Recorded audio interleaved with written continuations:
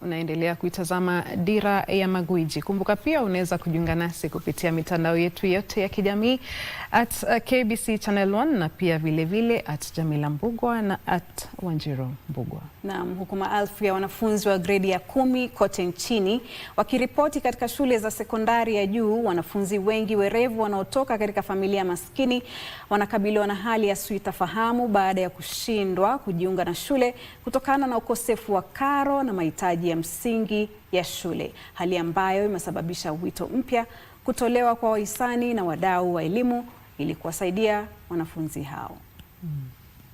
Matokeo ya tathmini ya kitaifa wa gredi ya 9 KJSEA ya Dotvik Omweri Ogega aliyepata alama 63 yalionyesha wazi kuwa alistahili kuendelea na masomo ya gredi ya 10. Hata hivyo, mwanafunzi huyo aliyepata matokeo bora kutoka shule ya sekondari ya msingi ya Itibo LCK kwa sasa amesalia nyumbani katika kijiji cha Bokeire, kaunti ya Kisii, akiendelea na shughuli za kawaida, huku maelfu ya wanafunzi wenzake wakianza masomo ya shule za sekondari za juu.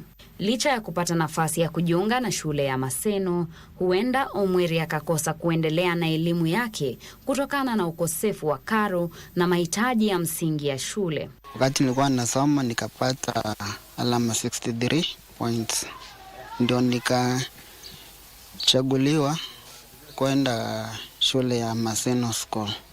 Na wazazi wangu hawajiwezi kunipeleka hii shule juu inagharimu pesa mingi.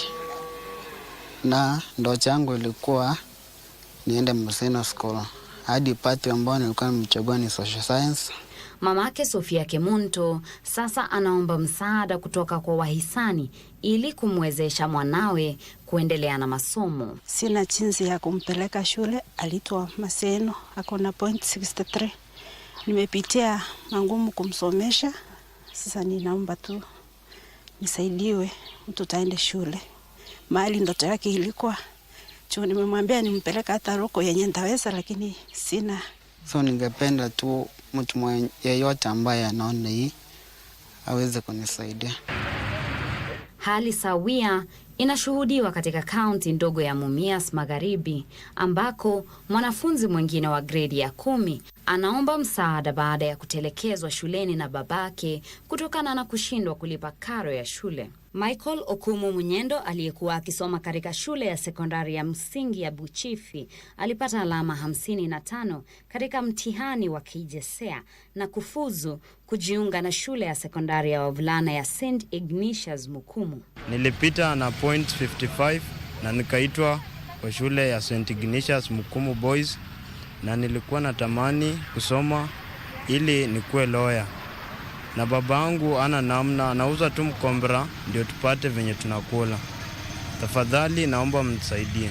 Kulingana na mwalimu mkuu wa shule hiyo Sylvester Ashioya, Michael aliwasili shuleni akiwa ameandamana na babake, lakini babake aliondoka muda mfupi baada ya kufahamishwa kiwango cha karo kinachohitajika na kumwacha mwanafunzi huyo akiwa amekwama shuleni. Inaripotiwa kuwa wawili hao waliondoka nyumbani alfajiri kwa mguu na kufika shuleni majira ya saa 6 mchana. Alikuja na baba yake, na baba yake akatoka akamwacha shule bila chochote.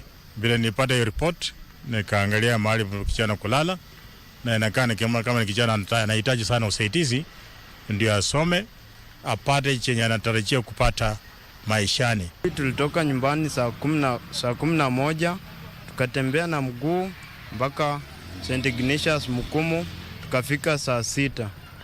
Kufika babangu akaambiwa school fees, kuangalia nyuma sikumuona. Licha ya hali hiyo ngumu, usimamizi wa shule umeamua kumpa Michael makazi ya muda, huku wito ukiendelea kutolewa kwa wahisani, viongozi na wadau wa elimu kusaidia wanafunzi wanaohitaji msaada. Teresa Mutai, Dira ya Magwiji.